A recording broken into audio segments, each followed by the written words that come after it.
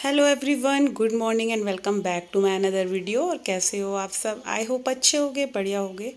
तो जी मेरे चैनल निशा व्लॉग्स में आप लोगों का स्वागत है और मैं हूँ निशा। तो जी अब बज रहे हैं सुबह के 9:30 और मॉर्निंग का जो सारा रूटीन था, काम था, नाश्ता वगैरह सब चीज़ हो चुकी है, क्योंकि 4 बजे मैं उठती हूँ और बच्चों के टिफ़िन वगैरह रेडी करके मतलब बनाकर मैं घर की पूजा पाठ करके और नहा धोकर मतलब 5 बजे तक मेरे ये सारे काम हो जाते हैं।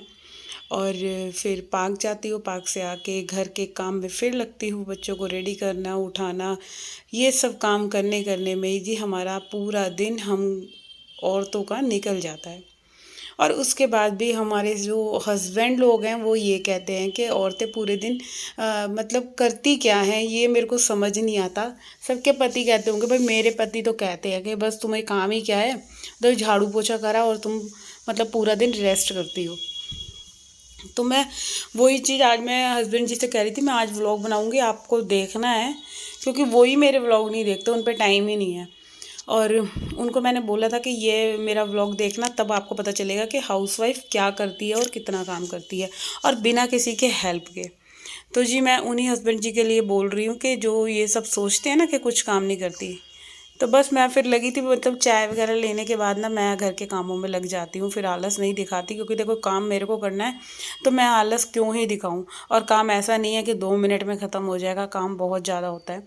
तो पहले वही सबसे पहले रूम की बेडशीट वगैरह झाड़ दी है और झाड़ू लगा लिया पूरे अच्छे तरीके से। अच्छा, मैं मेरा ना झाड़ू लगाने का तरीका थोड़ा सा डिफरेंट है। मैं झाड़ू ऐसे लगाती हूँ, बिल्कुल दबा दबा कर, मतलब बिल्कुल अच्छे से, ऐसे नहीं ऊपर ऊपर से मार दो, तो वो क्या होता है कि मतलब धूल मिट्टी सब जमी जमी सी रह जाती है। तो ये बच्चों वाले रूम का ही बाथरूम है, तो ये रोज़ाना ही मेरा वॉश होता है, तो मेरे को लगा आज मैं इसकी वीडियो आप लोगों के साथ शेयर करूं। तो क्या होता है ना, मेरे बच्चे मतलब मैं तो बहुत कम तेल डालती हूँ बालों में, बच्चे रोज़ाना लगाते हैं, लड़के लोग हैं तो दिन में 2-3 बार तो उनके सिर में तेल लगता ही लगता है, दोनों के दोनों। और पति देव भी लगाते हैं। तो ये जो बाथरूम की मतलब फ्लोर है, इस पे सारा तेल हमारा जम जाता है, तो इसी को मैं इसी वजह से मेरे को ये फर्श सर्फ से साफ़ करना पड़ता है। तो यहाँ मैं रोज़ाना ही मतलब फ्लोर पे सर्फ डाल देती हूँ, फिर ये हैंड वाले मोप से ना अच्छे तरीके से इसको पूरे बाथरूम में घुमा देती हूँ। तो इससे क्या होता है, मतलब बाथरूम बिल्कुल साफ़ हो जाता है, चमचमाता था। और वॉश बेसिन पे भी मैंने सर्फ डाल दिया था और पूरा वॉश बेसिन मैंने बिल्कुल धो दिया था। सारी ये जो क्या कहते हैं, जो भी हमारे ब्रश करने वाले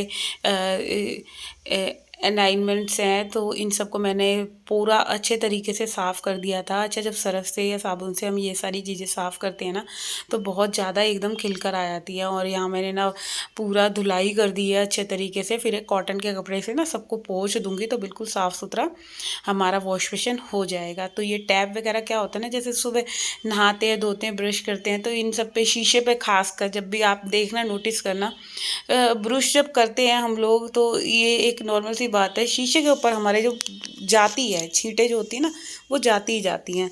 तो उसी वजह से फिर मेरे को इसको धोना पड़ा। तो अब मैं आ गई हूँ ये बाथरूम की टैप को क्लीन करने के लिए। तो बस ये टैप को मैंने बिल्कुल ढंग से क्लीन कर दिया और इसको पूरा अच्छे तरीके से मैंने धो दिया है। जब हम धो धा देते हैं ना, तो बहुत अच्छे लगते हैं। अब ये वाली टैप को हमने क्लीन करना है, तो इसके लिए मैं ये थोड़ा सा लिक्विड लाइज़ॉल ले रही हूँ, और ये बहुत ही अच्छा है।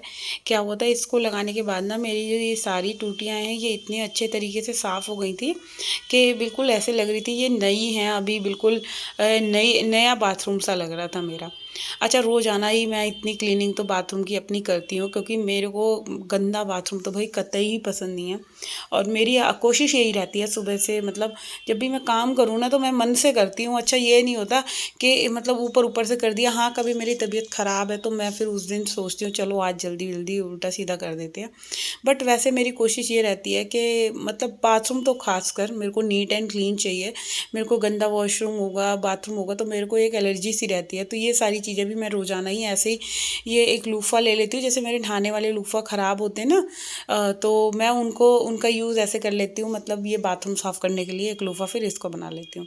तो ये एक बकेट कर रखी है मैंने, इसमें ही सारा जो भी क्लीनिंग का नहाने का सामान है वो सब मैंने इसके अंदर अरेंज करके रख रखा है। तो इससे क्या होता है ना, जो भी हमारी शैम्पू की शीशी हो गई और हार्पिक, लाइज़ोल, जितनी भी शीशियाँ हो गई, वो सारी हमारी इस मतलब टोकरी में आ जाती है ना। तो बहुत ही अच्छी लगती हैं और ऐसे लगता है सब ऑर्गेनाइज करके हमने सारा रख रखा है। तो चलिए, यहाँ वॉश बेसिन भी क्लीन हो गया है, फ्लोर भी क्लीन हो गया है, बाथरूम की टैप भी हमने अच्छे तरीके से क्लीन कर दी हैं। और ये सब करने करने में सिर्फ मेरे को 15 मिनट लगे थे। मेरे को बाथरूम साफ़ करने थे, 15 से भी थोड़ा सा कम लगे थे।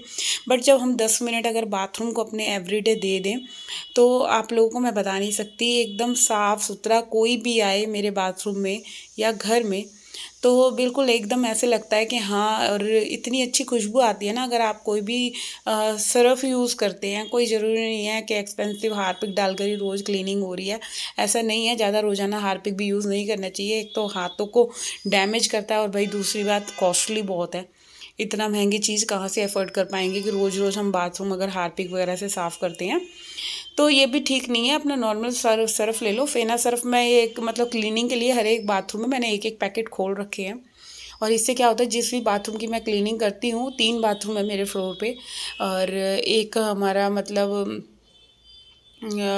वो बाहर की तरफ है कि कोई भी आए, कोई भी यूज़ करे, और 2 ये बच्चों के रूम में और एक मेरे रूम में है।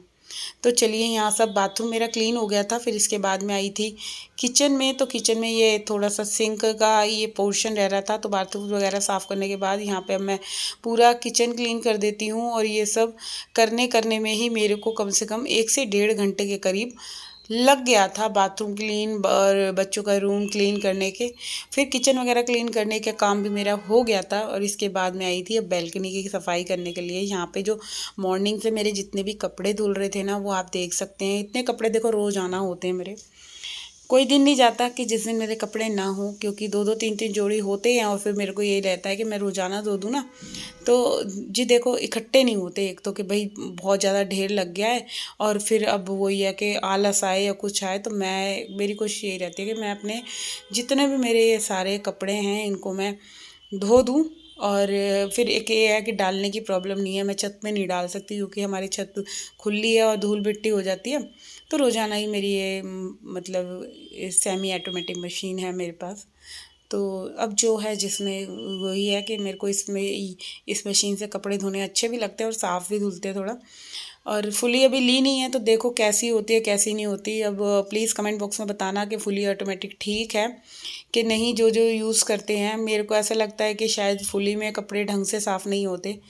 तो ये वाला पोर्शन जब मैं क्लीन करती हूँ, तो बहुत ही एक अच्छी पॉजिटिविटी सी आती है। तो अच्छा, एंड का जो मेरा पानी बचता है ना मशीन का, इस मशीन में देखो ये फ़ायदे हैं। जो भी बच्चों की डेली की स्लीपर्स होती हैं और डर्टिंग क्लोथ्स होते हैं, और जो भी कुछ पोछे वगैरह जो भी सफाई करने वाला मटेरियल है, वो मैं मशीन में धो देती हूँ।